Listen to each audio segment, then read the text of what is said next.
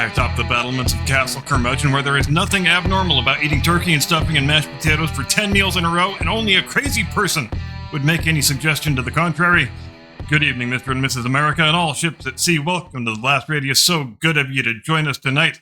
Coming up on a very special Thanksgiving weekend edition of the Worst People in the Whole Wide World Weekly Update, we focus on the forces of cultural erasure and societal decay, for whom the upcoming month constitutes the most important 30-day period on their calendar. It's the month each year when they take great delight in lecturing us about how we should be very deeply ashamed of our history and our culture and our traditions, how all the things we celebrate at this time of year are terribly problematic, founded on the depraved evils of racism and xenophobia and the dreaded settler colonialism, and how we should really stop celebrating them altogether.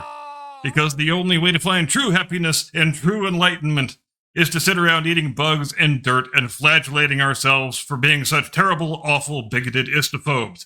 And we know what this is all about, really, obviously. In their heart of hearts, these woke progressive scolds don't really care about the moral and ethical rectitude of their position. They don't actually give one single damn one way or the other about the history and the traditions they seek to marginalize and erase. In point of fact, they view that history and those traditions as merely a series of inconvenient impediments that have to be swept aside so they can be replaced with the globalist neo-Marxist utopia that they, our self-appointed intellectual overlords, seek to impose. The biggest obstacles standing in the way of that project, just as they have always been, are religion and the nuclear family union, and to a lesser extent, the civic mythologies by which nations define themselves and from which they gain their cultural coherence.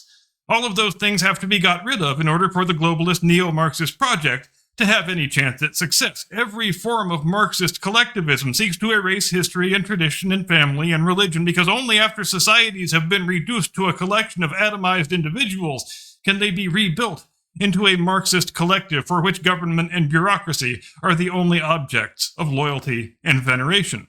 Which is why they focus so heavily on this time of year, for this is the time of year when family and religion and historical tradition are the most stubbornly persistent. But these phenomena of cultural erasure take on decidedly different forms here in the United States than they do over in the United Kingdom, which may be, at least in part, a function of the fact that here in America, we have what we call the holiday season, which lasts for a month or more and is bookended by Thanksgiving and Christmas, whereas in the mother country, they just have the proverbial 12 days of Christmas. So maybe it's instructive, for our present purposes, to go all the way back to the beginning, to the English Puritans who set sail for the New World aboard the Mayflower in 1620 and subsequently participated in the event that is now popularly known as the First Thanksgiving, which is a fun bit of national civic mythology that was largely an invention of the 20th century after Thanksgiving had already become an official holiday. But there is nothing wrong with having a national civic mythology. It's difficult to have a society and a culture without such things. And if you don't have a society and a culture and a civic mythology, then you are just a nondescript collection of atomized individuals ripe for the picking by the forces of neo-Marxism. Is it correct to say the English Puritans who sailed for America, the folks we came to call the Pilgrims, were religious dissidents whose primary aim was to go to a place where they could worship as they saw fit? Well, it might be a little bit simplistic, but it's not wrong. The Puritans thought the English Reformation of the previous century hadn't gone far enough. They thought the Church of England was still uncomfortably close to popery, and it retained too many of the accoutrements of Catholicism for their taste, and they may have had a fair point. Henry VIII didn't break from the Catholic Church because he was a Protestant at heart. He broke with the Catholic Church because he wanted to marry Anne Boleyn, and the Pope refused to annul his marriage to Catherine of Aragon. But in terms of doctrine and liturgy, he remained, by all accounts, much closer to a Catholic than a Protestant for the remainder of his life. As far as the Puritans were concerned, they wanted England to practice a version of Protestantism that was closer to Martin Luther's vision, the one that was taking hold and gaining traction in Germany and Scandinavia and the Low Countries at that time. But the thing that really scared them was the prospect that England might once again have a Catholic monarch, which would cause them to be subject to arrest and execution as they had been during the reign of Queen Mary. And now, since the death of good Queen Bess in 1603, we have had a Scottish king, and we don't trust the Scots all that much. Sure, Scotland had a Protestant Reformation just like we did, and sure, they forced the Catholic Mary Queen of Scots to abdicate the throne in favor of her infant son, who was then raised a Protestant, who's now also the King of England. But King James has never been quite Protestant enough for the liking of the Puritans, and it's 1620 now. He's not in the best of health. He might not live all that much longer, and his heir apparent, the future Charles I, is suspected of having some distressingly crypto-Catholic proclivities. We've even heard talk that he might take a French Catholic wife. So what if this guy is a secret practitioner of popishness? We can't run that risk, say the Puritans. So let's hire a ship and sail for the New World, and we will take our chances there. It is the only prudent thing to do. And of course, the big irony in all of this is that after the Pilgrims decamped from Massachusetts, back home in England, the Puritans kept gaining more membership and more political power, so much so that by the 1640s, they were able to fight and win a civil war against the aforementioned Charles I and to cut off his head, take over the country, and abolish the monarchy altogether, for a time at least. So you can't help wondering how the Pilgrims and their descendants felt in 1650 when they have spent the last 30 years just trying to scrape by and stay alive in Plymouth Colony, and now their compatriots are wielding supreme political power back home. But then, if not for the event that we now call the first Thanksgiving, there probably wouldn't have been any Pilgrims left alive to be regretful. It's an event that wasn't very widely known to the public consciousness until after Thanksgiving became a national holiday in the 1890s. It had been a tradition for 30 years leading up to that, ever since Lincoln proclaimed in 1863 that we should take the last Thursday of November off and give thanks to divine providence that the war is starting to trend in a favorable direction and it looks like we're probably going to win. But it's not until the Grover Cleveland administration that it becomes an official holiday and effectively a 4-day weekend each year. And when it gets enshrined on the calendar, that's when we start building up a civic mythology around it. And the story of the feast with the Pilgrims and the Indians made a great ingredient in that stew. It was a way we could take a new holiday and back project it all the way to the earliest beginnings of our history. And it's a great story anyway. There's every reason why it should be part of our national civic mythology.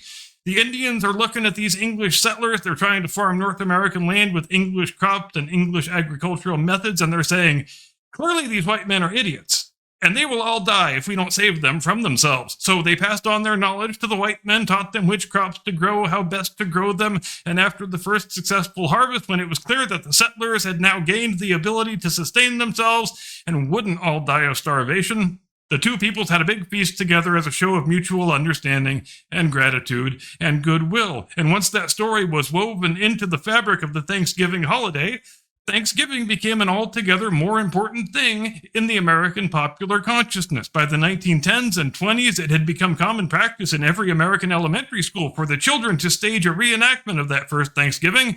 Half of them dressed as pilgrims, half dressed as Indians, doing a cute little pageant that promoted both historical literacy and cross-cultural understanding. And we kept doing it for generations. It became an indispensable part of our holiday tradition until the forces of cultural Marxism decided that we couldn't do that anymore because it's culturally insensitive, don't you know? We can't promote any sort of observance that leads small children to believe European colonialism was anything other than 100% cruel and dastardly and monstrous and evil. And those forces of erasure have been in the ascendant since before the start of this century, but it's starting to seem like their efforts might be finally starting to run out of steam. It's a drill to which we have grown so accustomed for so long, where we begin the holiday season with lectures about the evils of Thanksgiving, and we end it with lectures about the evils of Christmas, that if you're under the age of 30, you might reasonably conclude this is just how we have always observed the holidays. The forces of cultural Marxism succeeded for a good number of years in effectively making the word Christmas completely verboten in the public square. We've become completely inured to seeing TV commercials that are veritably dripping with the visual imagery of Christmas, but in which the word Christmas is never spoken. But in the last 2 or 3 years, and maybe this is just me being naively optimistic, but I have seen the word Christmas slowly creeping back into the advertising sphere.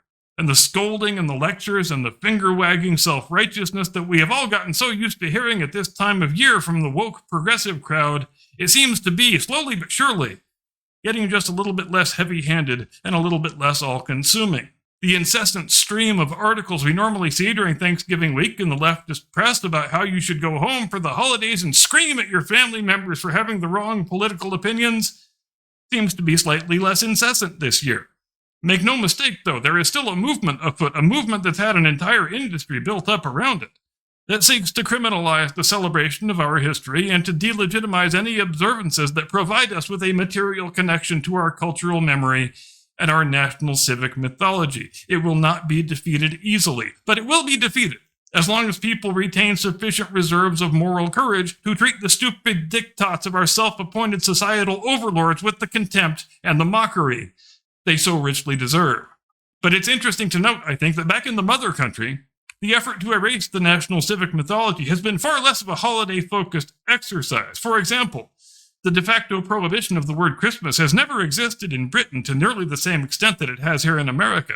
And the effort to rewrite the historical record of the distant past to make it better conform to fashionable present-day notions of political correctness has been pursued less doggedly over there than it has been over here. But then this could largely be a function of the fact that their country has a much longer history than our country does.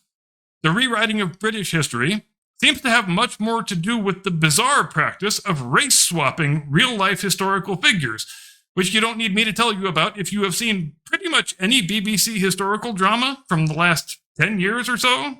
But I guess this is just the way things are in BBC land now. There is a new series that just came out about William the Conqueror and Harold Godwinson, the topic we discussed at some length on this program just a few weeks ago, and I am watching the first episode, and it seems good so far, and then, slowly but surely, you start seeing black people in the background, and then as the episodes go on, the race washing gets so severe, you wind up with a scene that depicts the royal court of Edward the Confessor as being full of blacks and Indians and Mexicans and God knows what else. They have made early medieval England look like a United Colors of Benetton ad. Who is this for? What does it seek to achieve? How does it make the world a better place?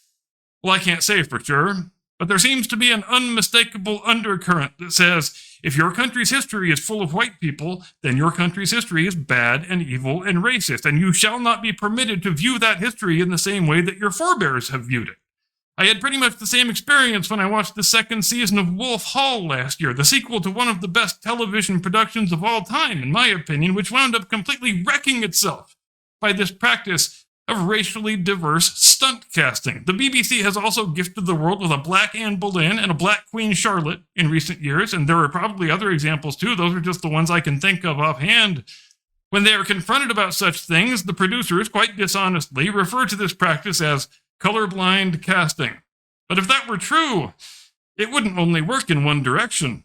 It wouldn't be exclusively an exercise in race-swapping white historical figures for black actors. If you want me to buy the colorblind casting claim, give me a call when Jake Gyllenhaal gets cast to play Martin Luther King Jr., or when they remake Roots with a cast of Irish and Vietnamese slaves, or when a one-legged transgender Eskimo plays Nelson Mandela.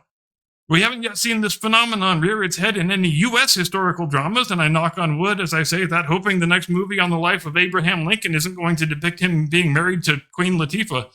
So what's the bottom line here? The bottom line is this. No goddamn neo-Marxist piece of shit cultural vandal gets to dictate to you how you are allowed to interact with your country's history and the people and events in it. Nobody has the right to demand that you view the heroes and the personages of the past exclusively through the lens of dumb, woke 21st century social mores. And nobody gets to call you names and cast aspersions upon your character for being proud of the place you are from, for being proud of its culture and its traditions, or for taking umbrage when you see that history being portrayed falsely and dishonestly. Nobody owns your country and its history and its collective memory except you. And that's just about all I've got for today. I hope everyone had a great Thanksgiving with the people you love. Thanks ever so much for your kind attention. And with that, I transmit you into the loving care of my distinguished colleague, your illustrious co-host, the one and only, your friend and mine, Mr. Caucasian Sasquatch.